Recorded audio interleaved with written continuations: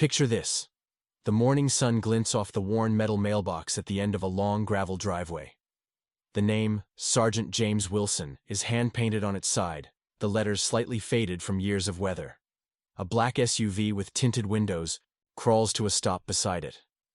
The driver's Italian leather shoe presses into the gravel as he approaches the modest but well-maintained farmhouse where James, a 62-year-old Vietnam veteran, has lived for the past 40 years.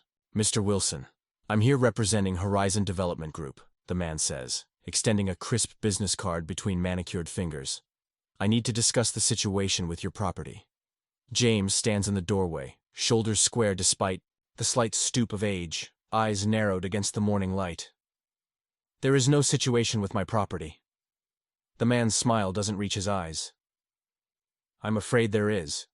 This land has been designated for our new luxury complex. We've purchased everything around you. You're the last holdout." James's weathered hands grip the doorframe tighter. "This land isn't for sale. Never has been. Never will be. Everything has a price, Mr. Wilson." The developer slides a document from his leather portfolio. "We're prepared to offer you 20% above market value." James doesn't even glance at the figure. "Young man, some things don't have a price tag. This is my home." The developer's smile hardens. "That's unfortunate. I'd hoped we could resolve this amicably." He tucks the offer away and adjusts his tie. "But I should warn you, we have ways of dealing with difficult cases." As the SUV pulls away, dust billowing in its wake, James watches with a soldier's calm. The threats don't frighten him. He's faced worse. But as he turns back to his morning coffee, a sense of unease settles over him. The developer's final words hang in the air like smoke before a storm. Little did they know, this was just the beginning of a battle that would shake their entire community to its foundation. Let me take you back to where it all began. James Wilson returned from Vietnam in 1975 with nothing but haunted eyes and restless dreams. While other veterans struggled to reintegrate, James found his salvation in hard work and open spaces. He used his combat pay and VA loan to purchase 30 acres of rolling farmland on the outskirts of what was then a small, rural community in Montana. The land wasn't much to look at initially, overgrown and neglected. But James saw potential where others saw desolation. Each morning he woke before dawn, working the land until his muscles screamed and the war nightmares faded. He restored the century-old farmhouse board by board, planted trees that now stood tall and proud, and transformed barren soil into fertile ground.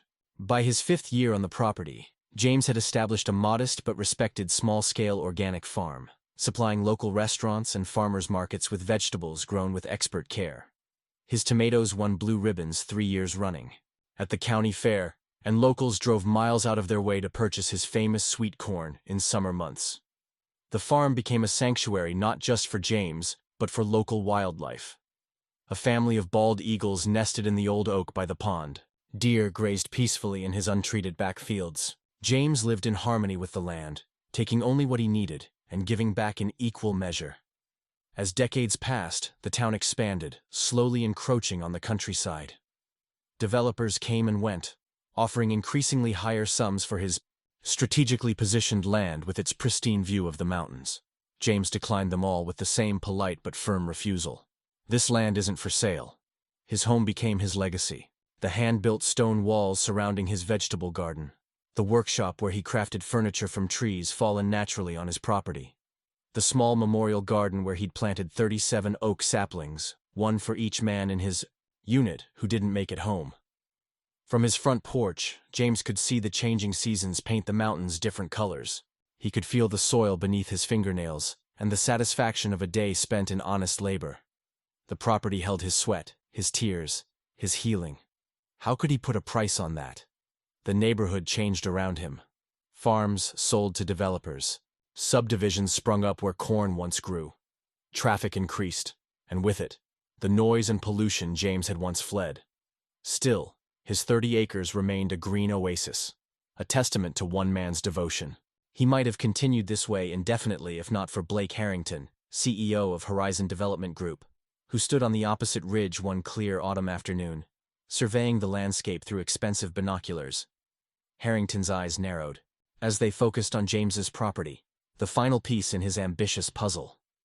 The old veteran had rejected his company's initial inquiries, but Harrington wasn't accustomed to taking no for an answer. "That's the one," he said to his assistant without lowering the binoculars. "The old farm in the center. I want it. Make it happen."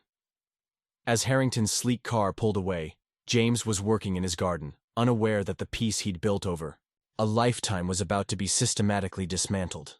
The first official meeting between James and Blake Harrington took place on a Tuesday afternoon at the local diner, where James stopped weekly for his usual coffee and apple pie after delivering produce to the kitchen. James was just raising his coffee cup when a man in an immaculate suit slid into the booth across from him, without invitation. "Sergeant Wilson," Harrington extended his hand. "Blake Harrington. I believe my team has reached out to you already. May I call you James?"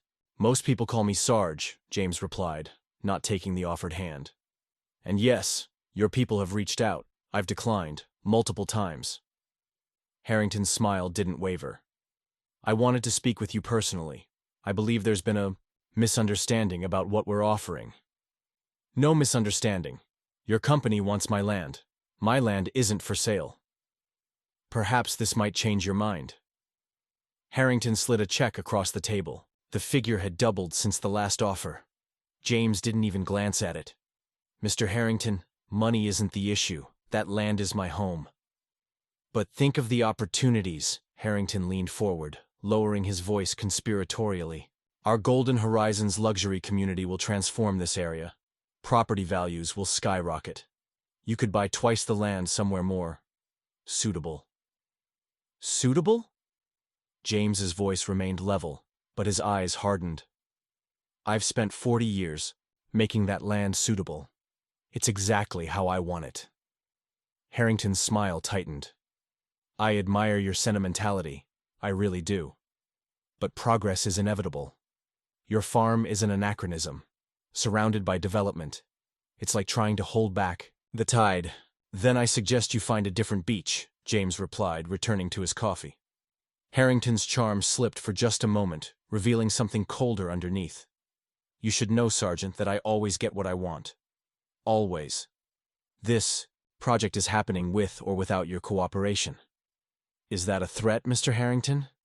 "Not at all," the smile returned. "Just a friendly heads up. Things might get uncomfortable for holdouts. Access roads change. Zoning laws evolve. Construction is noisy business." As Harrington left, dropping a 50 on the table for a coffee he hadn't touched, the waitress approached. "Everything okay, Sarge?" That guy seemed intense. "Just another developer, Maggie.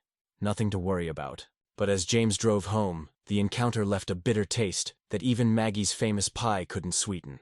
The first sign that Harrington's threat wasn't empty appeared 3 days later. James awoke to the sound of heavy machinery. Following the noise, he discovered construction crews had begun work on the access road that ran alongside his property, the road he used daily to reach town. "Sorry about the inconvenience," the foreman said when James approached.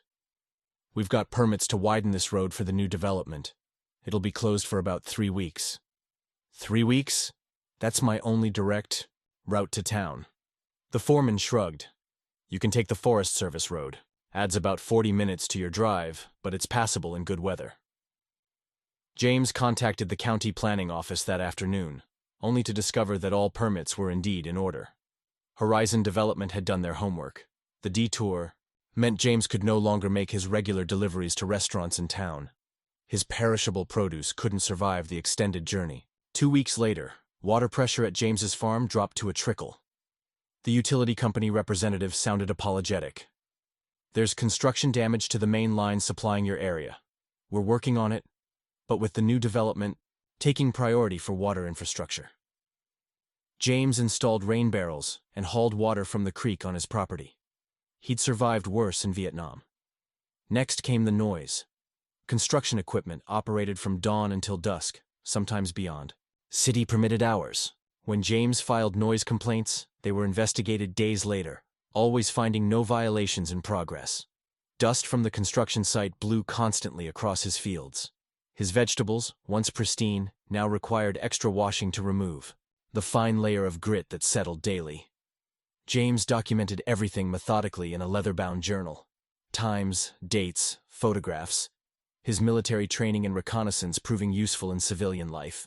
When a portion of his fence was damaged by accidentally misrouted construction vehicles, James repaired it silently, adding a trail camera disguised in a birdhouse. County Commissioner Sarah Martinez visited James's property after receiving his third complaint about construction runoff damaging his irrigation system.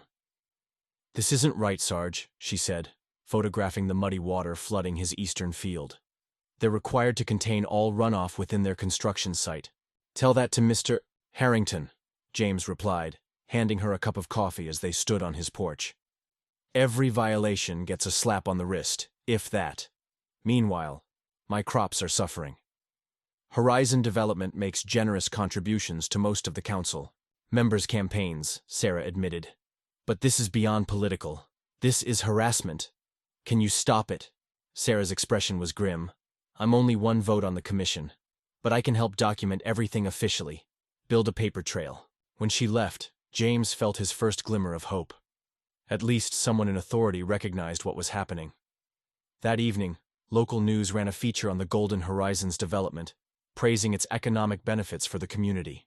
The reporter mentioned one remaining holdout causing delays and increased costs, though James wasn't mentioned by name. The comments on the online version of the story were less subtle. "Selfish old man should take the money and go. My brother would have had a job there already if not for the delay. Some people just hate progress." James avoided town for the next week, tired of the sideways glances and whispered comments. Instead, he focused on salvaging what crops he could and reinforcing his property boundaries.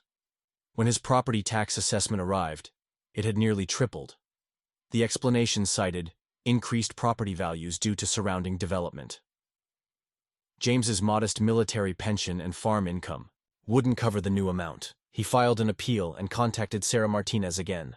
"They're coming at you from all angles," she said after reviewing his paperwork. "This reassessment is premature and excessive. I'll speak to the assessor's office." The tax increase was eventually reduced, but the message was clear. Pressure was mounting from all directions. The community began dividing into factions. Some neighbors, tired of construction disruptions and sympathetic to James's plight, brought him supplies and offered help maintaining his farm. Others, hoping to benefit from the promised economic boom, viewed him as an obstacle to progress. A local veterans group organized a small rally supporting James's right to keep his property. Harrington countered with a community information session about the jobs and tax revenue Golden Horizons would bring. Through it all, James maintained his routine as best he could. He tended his remaining viable crops, cared for his land, and documented every infraction and pressure tactic. Each night, he added to his growing file of evidence, sensing it would someday be needed. 4 months into the standoff, James woke at midnight to the sound of breaking glass. He grabbed the flashlight by his bed and moved cautiously through the house, old combat instincts kicking in. The living room window was shattered. Glass scattered across the hardwood floor he'd installed himself 30 years prior. Outside, he caught the taillights of a vehicle speeding away. On the floor lay a brick with a note attached. "Take the money or else." James photographed everything before cleaning up. He reported the incident to the police, who promised to look into it with little enthusiasm. When he mentioned his suspicions about Horizon Development, the officer became notably cooler. "That's a serious allegation against a respected business, sir. I wouldn't spread that around without proof." The next morning, James visited his lawyer in town, bringing his journal and photos. "They're squeezing you out systematically," the attorney confirmed after reviewing the evidence. "It's unethical and possibly illegal, but proving Harrington is directly responsible would be difficult. These tactics are designed to leave no fingerprints." "What are my options?" "We could file for harassment and damages, but proceedings would take months, even years. Meanwhile, they'll continue the pressure." "And if I just hold out?" the lawyer sighed. "There's eminent domain. If they convince the city that this development is crucial for public interest, they could force a sale at fair market value, which they'd influence through their connections." James left the office with a heaviness in his chest he hadn't felt since watching helicopters lift off that last day in Saigon. That night, he sat on his porch, watching sunset paint the mountains gold. the same view that had healed him after the war, the same land that had given him purpose when he had none. He couldn't give it up. Not without a fight. But how does one man fight a corporation with endless resources and political connections? The answer came from an unexpected quarter. James knew he needed a different approach. If he couldn't stop the development, perhaps he could make himself too costly a target. He began researching Horizon Development Group and Blake Harrington, using the library's computers since his rural internet was suddenly experiencing technical difficulties. What he discovered was illuminating. Harrington had a pattern: targeting properties for development, isolating holdouts, applying pressure through various means, then acquiring the land at reduced prices after owners capitulated. Several previous projects had similar stories: elderly, homeowners or small farmers forced out through systematic harassment. More concerning were the environmental violations. In 3 previous developments, Horizon had paid minimal fines for significant damage to local watersheds and wildlife habitats. The projects proceeded despite the violations, with profits far outweighing the penalties. James began installing wildlife cameras throughout his property, positioning them to capture not just his land, but the boundaries where construction activity frequently encroached. He set up a weather station to monitor air quality and wind patterns, documenting the dust contamination of his crops. With Sarah Martinez's help, he connected with an environmental advocacy group that had opposed Horizon's previous projects. They provided testing kits to analyze water samples from his creek, which had grown increasingly cloudy since construction began. Each day, James methodically gathered evidence: photographs of construction debris on his land, video of excessive dust, water samples, noise level readings. He maintained a precise log with military efficiency, building a case that went beyond personal harassment to document broader regulatory violations. He installed a security system with camera coverage of all entry points to his property, connected to a cellular network rather than his compromised internet service. The system backed up to cloud storage that even Harrington's technical team couldn't access. The break came 3 weeks later when a torrential rainstorm hit the area. James had been monitoring the construction site's inadequate runoff containment for months. When the storm struck, he was prepared. At first light, dressed in full rain gear, James followed the muddy torrent flowing from the construction site directly into the protected creek that ran through his property. With waterproof cameras, he documented the path of the contamination and collected water samples at precise intervals. What the runoff contained was shocking. Not just mud, but chemical contaminants from improperly stored construction materials. The orange tinge and chemical smell were unmistakable. By noon, he had contacted both the State Environmental Protection Agency and a journalist from a regional newspaper known for environmental reporting. Within hours, inspectors arrived, followed closely by the journalist. "This isn't just a violation," the inspector said, viewing James's meticulous documentation. "This is criminal negligence. These chemicals could contaminate groundwater throughout the valley." The journalist, Rebecca Chen, was equally impressed with James's evidence. "You've built a stronger case than our investigators usually manage. Would you be willing to go on record about this and the harassment you've experienced?" James nodded. "I've been silent too long." 3 days later, Rebecca's exposé ran in the Sunday edition. "Development at any cost. Veteran harassed. Environment threatened in luxury housing push." The article detailed not just James's situation, but linked it to Horizon's history of similar tactics and violations. By Monday morning, the story had been picked up by national outlets and was trending on social media.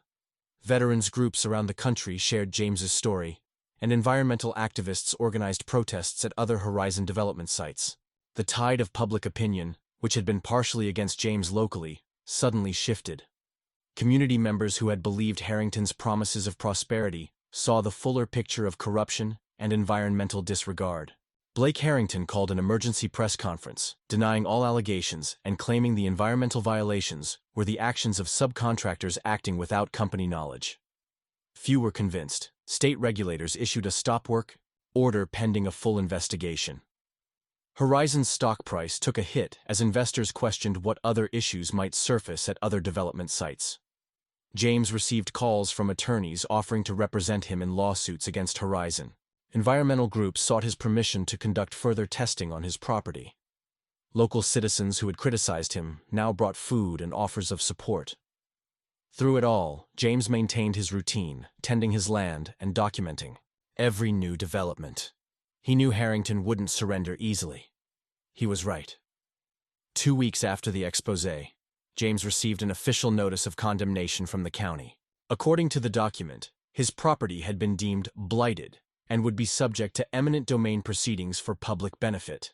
The assessment cited agricultural chemical contamination and unsafe structures, fabricated claims that directly contradicted the environmental testing already conducted. The final straw came when a surveying crew arrived at dawn with a sheriff's deputy, claiming authorization to stake out property lines for the imminent eminent domain seizure. "You can't be on my property without consent." James stood at his property line, arms crossed. "That order is being contested by my attorney." "Just doing my job, sir," the deputy replied, looking uncomfortable. "They have county permission for the survey." James's hand trembled slightly, not with fear, but with rage. The system meant to protect citizens was being weaponized against him. "You have 30 minutes to leave my property," he said quietly. "After that, I'll consider this trespassing and respond accordingly." The deputy started to object, but something in James's eyes, perhaps the look of a man who had nothing left to lose, made him reconsider. "We'll come back with proper judicial orders," the survey team leader said as they packed up. James watched them retreat, then returned to his house and made a phone call, one he'd hoped never to make. "Colonel Matthews? Jim Wilson here. I think it's time to call in that favor you've been offering for 40 years. The colonel's response was immediate. "Anything, Sarge. You know that. What do you need?" "Remember that extraction you promised if things got too hot? I think we've reached that point." The plan required precise timing and the kind of coordination James hadn't participated in since his military days. For 3 days, he made overt preparations to surrender, packing visible boxes, having estate sale companies visit, appearing resigned to defeat. Word quickly spread that the old veteran was finally giving up. Blake Harrington was reportedly ecstatic, already revising construction schedules to make up for lost time. What wasn't visible were James's other preparations. The waterproof documentation packets being distributed to journalists, attorneys, and environmental groups. The scheduled file transfers of all his evidence to multiple secure servers. The strategically positioned cameras with live feeds to trusted allies. On the morning Harrington personally came to witness James's departure, a small crowd had gathered. Some supporters of James, others curiosity seekers, plus local media tipped off about the development mogul's victory appearance. James stood on his porch, a single duffel bag at his feet, as Harrington's convoy of black SUVs pulled up. The developer emerged, straightening his tie with a satisfied smile. "I knew you'd eventually see reason," Harrington called out, approaching with his entourage of attorneys and executives. "You're making the right decision, Sergeant." James's face remained impassive. "I didn't say I was leaving." Harrington's smile faltered. "The moving trucks. Your packed belongings." "Supplies," James replied. "For what comes next?" A faint rhythmic thumping sound became audible, growing steadily louder. Confused, Harrington glanced around, searching for the source. The distinctive chop of helicopter blades cut through the morning air as an Apache helicopter appeared over the tree line, hovering momentarily before descending toward James's largest field. Murmurs rippled through the crowd. Phones raised to capture the unexpected arrival. "What is this?" Harrington demanded. "Some kind of publicity stunt?" James finally smiled. "This, Mr. Harrington, is a reminder of who you've been trying to bully." As the helicopter touched down, its rotors slowing, the side door opened to reveal a group of uniformed military officers. Leading them was an older man with general's stars on his collar. "That's General Mitchell," someone in the crowd gasped. "Head of the Army Corps of Engineers." The general approached, shaking James's hand warmly before turning to face the gathered crowd. "For those who don't know me, I'm General Robert Mitchell. 47 years ago, Sergeant James Wilson saved my life and the lives of 11 other men in Vietnam when our unit was ambushed. He carried me through 3 miles of jungle with a bullet in his own leg." The general gestured to the helicopter, and the officers now deploying equipment around the property. When Sergeant Wilson contacted me about the situation here, I was disturbed, particularly when our preliminary assessment confirmed his claims about environmental violations. This property, ladies and gentlemen, sits atop an aquifer that feeds 3 counties. The chemicals detected in recent testing pose a significant public health risk if development continues. One of the officers approached, handing the general a document.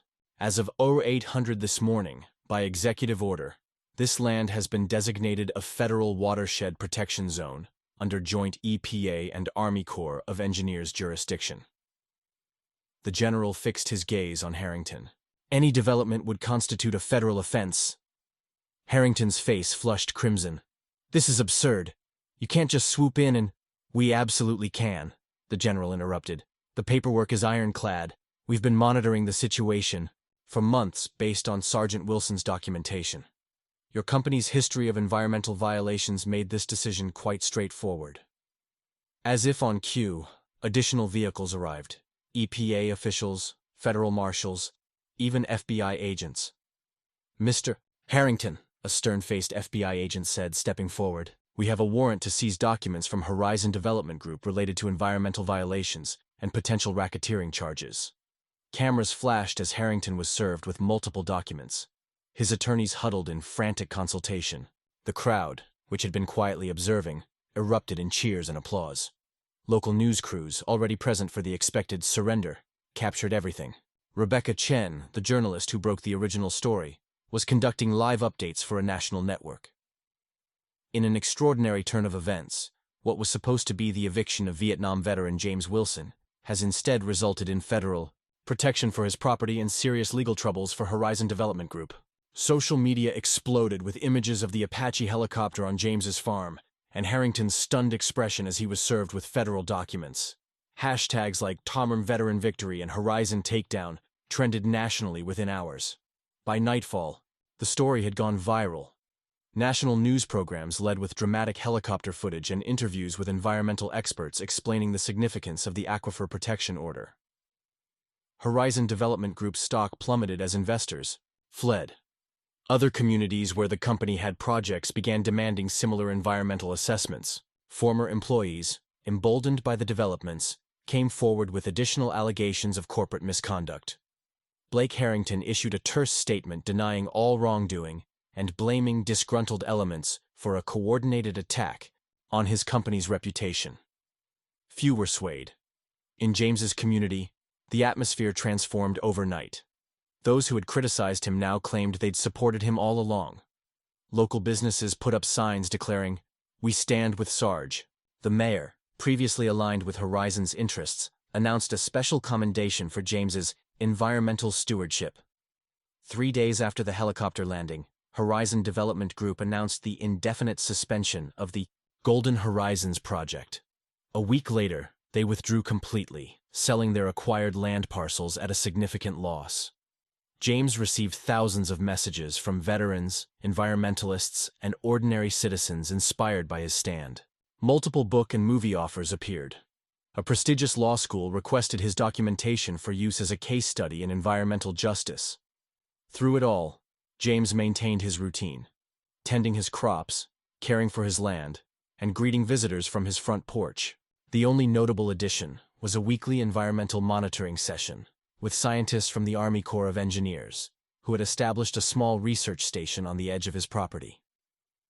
The federal protection designation not only secured James's land, but extended to create a buffer zone around the aquifer, effectively preserving several hundred acres of the valley from future development. Local farmers who had sold to Horizon were given options to repurchase their land with favorable terms. 6 months after the confrontation, Blake Harrington resigned as CEO of Horizon Development Group amid multiple federal investigations. The company's other projects faced increased scrutiny nationwide, revealing a pattern of environmental violations and corrupt practices spanning decades. County Commissioner Sarah Martinez was elected mayor on a platform of sustainable development and environmental protection. One of her first acts was to implement new regulations requiring stringent environmental impact studies for all future development projects.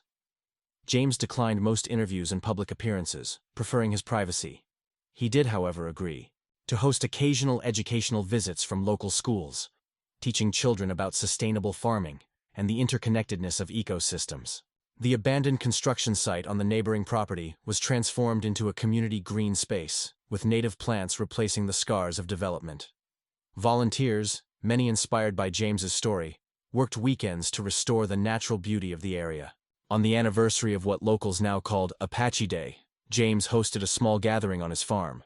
Among the guests were General Mitchell, Commissioner Martinez, journalist Rebecca Chen, and representatives from the veterans and environmental groups that had supported his stand.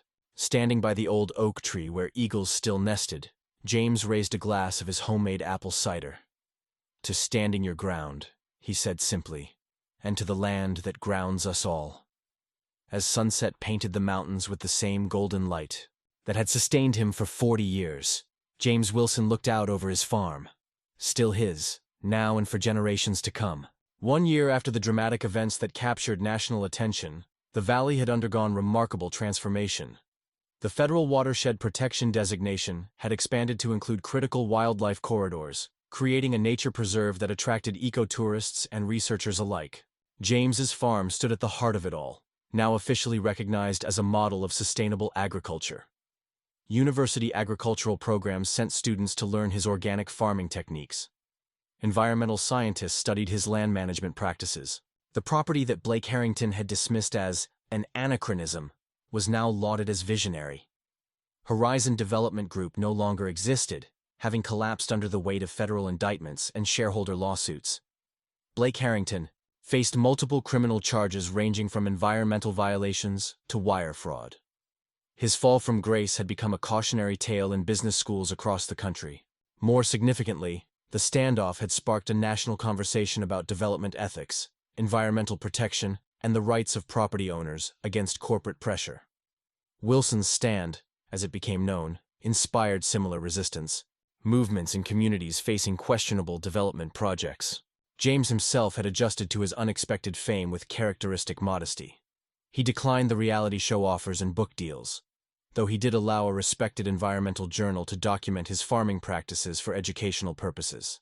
On warm evenings, he still sat on his porch watching the sunset, often joined by fellow veterans who found the same peace in his land that had healed him decades earlier. Sometimes he led quiet tours for wounded warriors, showing them how working with the earth could help soothe invisible wounds. The memorial garden with its 37 oak trees, now grown tall and strong, had been designated a veterans' meditation space. James added a simple plaque telling the story of the men they honored. His daily routine remained largely unchanged, rising with the sun, tending his crops, maintaining the land with the same care he always had. The primary difference was the apprentice who now worked alongside him. A young veteran recently returned from Afghanistan, learning the same lessons about healing and purpose that James had discovered after Vietnam. "The land outlives us all," James often told visitors. "Our job is to be good stewards for the time we're here." As for Blake Harrington, reports indicated he had moved abroad while awaiting trial, his empire in ruins, his reputation destroyed. The luxury homes he'd planned to build were never constructed. Instead, the community created a cooperative farm on some of the reclaimed land, providing fresh produce to local food banks and schools. Perhaps the most meaningful change was in the community itself. The division that Harrington had fostered gave way to a new unity of purpose. Farmers and environmentalists, veterans and students, worked together on conservation projects. The town adopted new zoning regulations that balanced growth with environmental protection, becoming a model for sustainable development. On his morning walks, James now encountered neighbors who greeted him as a hero rather than an obstacle. Children stopped to ask about his chickens or the eagles nesting nearby. Elderly residents shared memories of how the valley looked before development began encroaching. A history that now had a chance of being preserved. "You changed everything," Sarah Martinez told him during one of her regular visits. "Not just by saving your land, but by showing people they can stand up and win."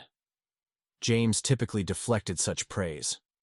"I just did what anyone would do to protect their home." "But that's just it," she insisted. "Most people don't. They give in, believing they can't fight City Hall or big corporations. You showed that one person can make a difference." As James looked out over his thriving fields toward the mountains beyond, he knew she was right. His stand had never been about just his 30 acres. It was about the principle that some things, clean water, healthy land, personal dignity, were worth fighting for. The Apache helicopter that had landed on his property had long since departed, but its impact remained, a powerful symbol of what could happen when the right people came together against seemingly insurmountable odds. In his quieter moments, James sometimes reflected on the strange journey that had brought him here. From the jungles of Vietnam to this peaceful valley, from combat soldier to farmer, from anonymous veteran to reluctant symbol of resistance. Through it all, the land had been his constant companion, his source of healing, his truest home. In saving it, he had saved a part of himself as well. If you've made it this far into the story, I'd love to hear your thoughts. Have you ever witnessed someone standing up against seemingly impossible odds? Or maybe you've been in a situation yourself where you had to fight for what was rightfully yours? This kind of David versus Goliath story happens more often than we might think, especially when corporations set their sights on valuable land. I'm always amazed by the courage of ordinary people who refuse to back down when facing powerful interests. Drop a comment below with your own stories of standing up for what's right, or let me know what you thought was the most satisfying moment in Sergeant Wilson's victory. Was it the helicopter landing? Harrington's face when he realized he'd lost, or the community coming together in the aftermath? And if you enjoyed this story of justice served, hit that like button and subscribe for more tales of everyday heroes who remind us all that sometimes, standing your ground is the only option.